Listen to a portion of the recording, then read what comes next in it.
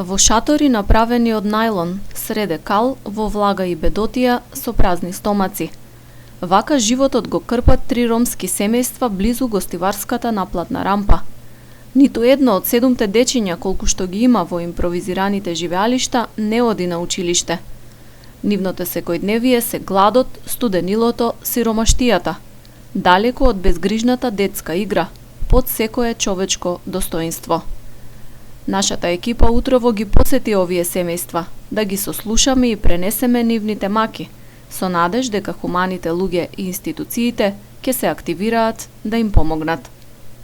А имаме деца мали, гледаме, спиме у вода, еве вода тука, ни капа цел шатор, никој не ни помогнува. Какви услови има тука? Државава ни помогнува нешто? Ништо, каква држава, не го признаеме ние во држава.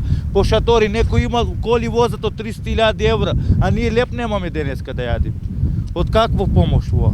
Нема помош, нема услови. Ни Скопје, ни Гостивар, ни цела Македонија е тоа. Нема услови тука. Ја имам 2 деца, уштенно чекам напад. Иде, и тоа машко, чекаме дете. Машко му требали услови, куќа му требали. Јас сум пораснал 20-23 години у шатор сум живеел. Ни од мајка, ни од татко помош. И он немаше, што ќе ми помогне? Нема услови. Овие луѓе велат дека во најлонските шатори покрај патарината во Гостивар живеат околу 4 години. Кажуваат дека немаат лична документација и не примаат социјална помош. За парче леп се снаоѓаат собирајќи старо железо, пребарувајќи по канти и со питачење. Дечка количка ќе земам, ќе однесам до ѓубриња, ќе шетам по канти, ќе одам по отпад, ќе продавам 200 динара, 100 динара, а веќе мусколите не одат на ноите. Не една ден, не 2 дена. Ова е секој ден, значи со години.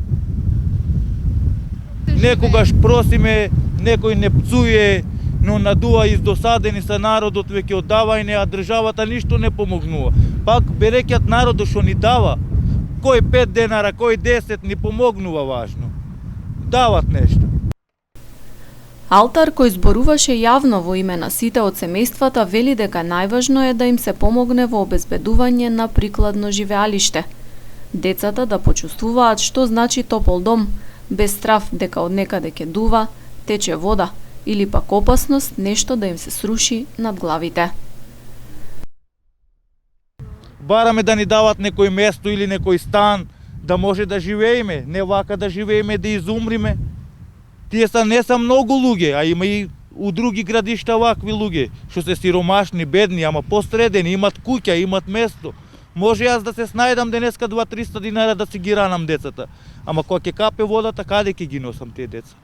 Доколку некој поединец или фирма има волја да им помогне на овие семејства, може да се обрати до нашата редакција за контакт.